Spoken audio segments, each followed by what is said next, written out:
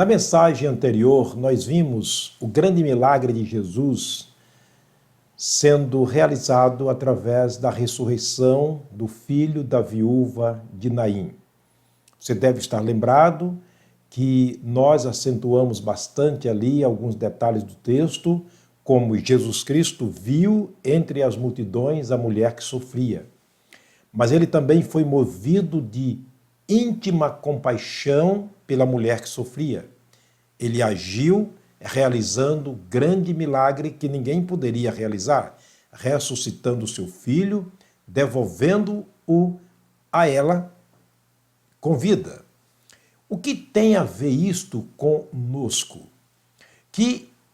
Como poderíamos aplicar esta cena, este milagre, este acontecimento à nossa vida? Se você é uma pessoa salva em Cristo Jesus, há de entender o que queremos mostrarmos aqui como algo que relaciona muito bem um fato com o outro, o fato da ressurreição do filho da viúva de Naim com a nossa vida espiritual.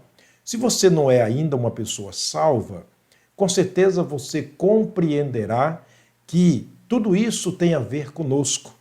Paulo disse que tudo quanto dantes foi escrito para o nosso ensino, a fim de que, pela paciência e consolação das Escrituras, tenhamos esperança. Vamos lá então. Eu quero conduzir você até o livro de Efésios, a carta escrita por Paulo aos Efésios, no capítulo 2, quando Paulo faz um relato sobre quando fomos libertados e ressuscitados espiritualmente por Deus na pessoa do Senhor Jesus Cristo. Efésios capítulo 2. Quero ler a partir do verso 1. Preste bastante atenção no que a Bíblia fala sobre esse assunto e faça uma comparação com o que aconteceu com o filho da viúva de Naim. Aquela ressurreição, depois de morto, Jesus lhe traz a vida, ele assenta, começa a falar e vive outra vez. Vejamos, relacionado a nós, Paulo escreveu assim, o capítulo 2 de Efésios, versículo 1 em diante. Ele nos deu vida, estando nós mortos em nossas ofensas e pecados, em que noutro tempo andaste segundo o curso deste mundo, segundo o príncipes das potestades do ar, do espírito que agora opera nos filhos da desobediência. Está falando sobre o nosso passado. Entre os quais todos nós também antes andávamos nos desejos da nossa carne, fazendo a vontade da carne e dos pensamentos, e éramos por natureza filhos da ira, como os outros também.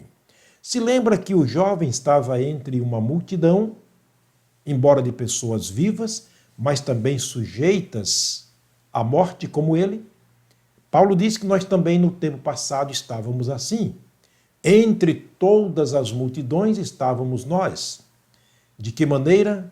Sujeitos à morte, mas sobre tudo isso sujeitos à condenação eterna, o inferno.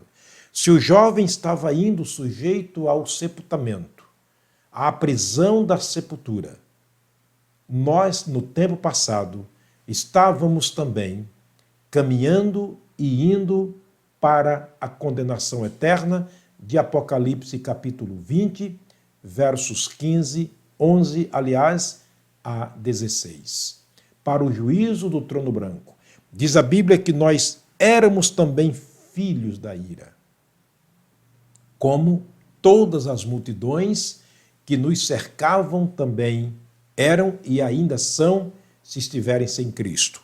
O verso 4 diz o seguinte: mas, no entanto, entretanto, Deus, que é riquíssimo em misericórdia, pelo seu muito amor com que nos amou, estando nós ainda mortos em nossas ofensas, nos vivificou, quer dizer, nos ressuscitou, nos deu vida.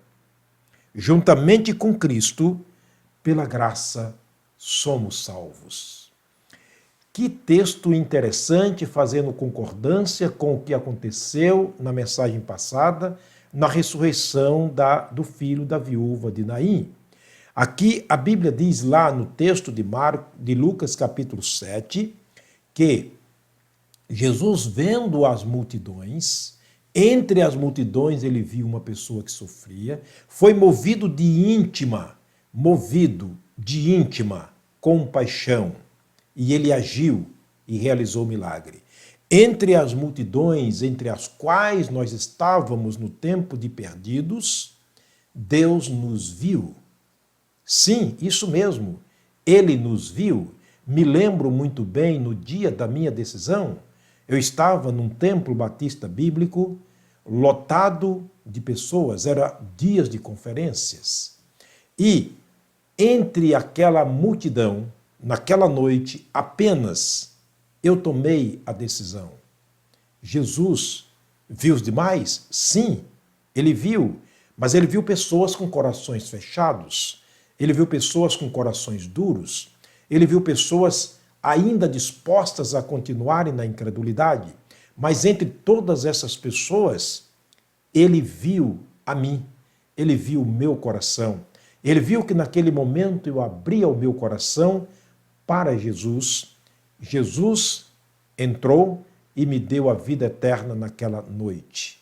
Portanto, entre todos estávamos nós, mas fomos socorridos. De que maneira? Deus, que é riquíssimo em misericórdia, assim como ele foi movido de grande compaixão em relação à situação daquela mulher e do seu filho morto, assim também conosco.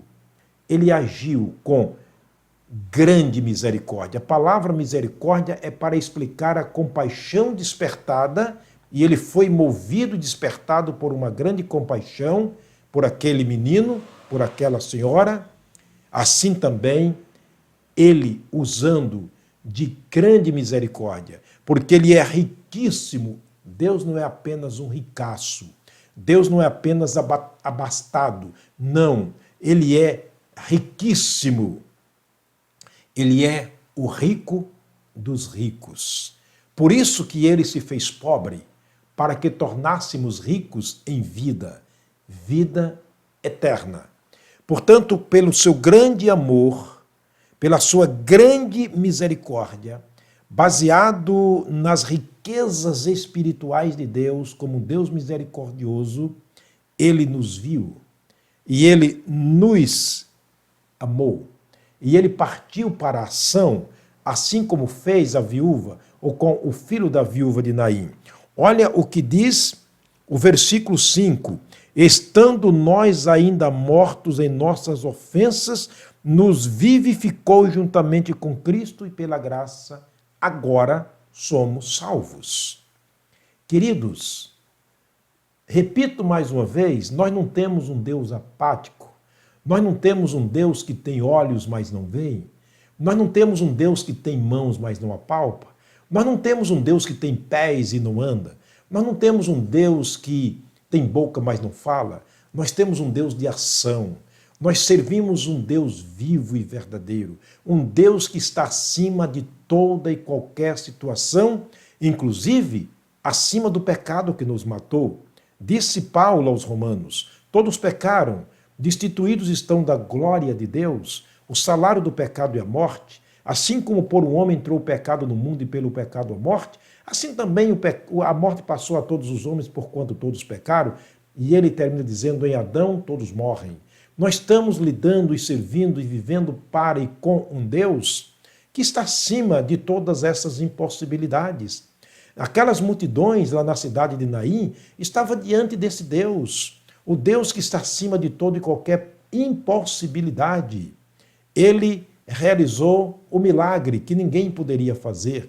A nossa vida estava presa também, sujeita à morte eterna. Jesus entra, ele entra em cena na nossa vida, ele vê o nosso coração, ele vê o nosso desejo, ele vê a nossa fé, e pela sua graça, usando da riquíssimas misericórdia que é própria de Deus, ele resolveu o nosso problema. Agora, veja então o versículo, eu vou repetir o versículo 5 mais uma vez. Estando nós ainda mortos em nossas ofensas, nos vivificou juntamente com Cristo, pela graça sois salvos. Mas o versículo 6 é interessante. Se lembra no episódio do filho da viúva de Naim, que o menino se assentou e começou a falar? Olha o que diz o verso 6. E nos ressuscitou juntamente com ele, e nos fez assentar nos lugares celestiais em Cristo Jesus. Muito interessante que Jesus, naquele momento, quando nos salvou, ele nos ressuscitou. Quer dizer, Deus nos ressuscitou juntamente com Jesus. Ele nos deu vida semelhando-se ao filho da viúva de Naim. Começamos então a falar, a agir. E se lembra que um outro episódio, lá no capítulo 7 de Lucas, quando Jesus ressuscita o menino, é que todos foram impactados, viram o milagre acontecido. Ele fez aquilo como prova do seu poder, da sua unção, do poder recebido do Pai, e as multidões estavam impactadas. Qual a razão que Jesus nos salvou, que Deus nos ressuscitou e nos fez assentar espiritualmente nos lugares celestiais em Cristo Jesus? Olha o verso 7. Para mostrar nos séculos vindouros as abundantes riquezas da sua graça, pela sua benignidade para conosco em Cristo Jesus. Muito interessante. A ligação forte que nós temos aqui entre uma história e outra, entre uma ressurreição e outra, se lá as multidões foram impactadas e glorificaram a Deus, obviamente nossa salvação, a nossa ressurreição espiritual foi para mostrar nos séculos vindouros as grandes riquezas da bondade de Deus a nós em Cristo Jesus. Olha, a misericórdia de Deus é algo impressionante. O profeta Jeremias escreveu no capítulo 3, versos 22 e 23 de Lamentações, o livro escrito por Jeremias o profeta. Olha o que ele diz. Verso 22 do capítulo 3 de Lamentações. As misericórdias do Senhor são a causa de não sermos consumidos, porque as suas misericórdias não têm fim. Novas são cada manhã, grande é a sua fidelidade. Estamos